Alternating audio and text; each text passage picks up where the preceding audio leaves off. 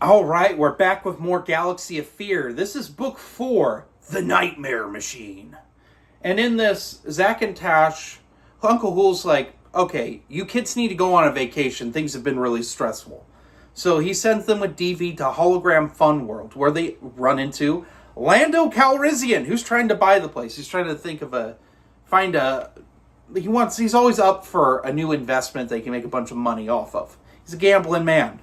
He's there, and the person who owns Hologram Fun World is in the process of refurbishing it because it's not doing so well. And there's a new machine called the Nightmare Machine, and it's not all that it seems to be. So I gotta explain this. I cannot spoil the Nightmare Machine because this book is wacky, and it gets to be a bit nonsensical until you realize what's going on. And then it all makes sense. But I cannot talk about that because I don't want to spoil that for you all. But we find out a little bit more about our antagonist, who is also... he's similar to Hool in some ways. How does he know Hool? Well, you have to keep reading these books to find out.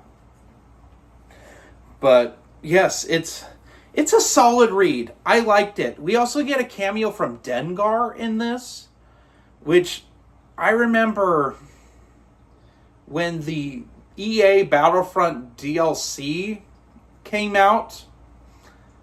I was really curious when it was the Bespin DLC. We, of course, got Lando, and then for the Empire, we got Dengar. I'm like, what's the relationship here? And I wonder if it's something to do with this book. I don't know. I know they pulled some things out of the EU for that DLC, and that might be a subtle one that they pulled from, is the dislike between Dengar and Lando. There's also... Lando feels like he did in the Lando Calrissian trilogy by L. Neil Smith, which is nice. John Whitman, once again, bringing in the EU. I didn't mention in the previous book, but there were mentions to Tales of the Jedi references in that. In this, it's more Lando Calrissian adventures, a little teeny bit. I mean, there's no Vufi Ra mentions, but, like, it's pretty good. And it gives a little setup for where he's at in Empire Strikes Back. But yeah, this one's really worth your time. This is one of my favorites of Galaxy of Fear. This one gets a solid 4.8 out of 5. Highly recommend it.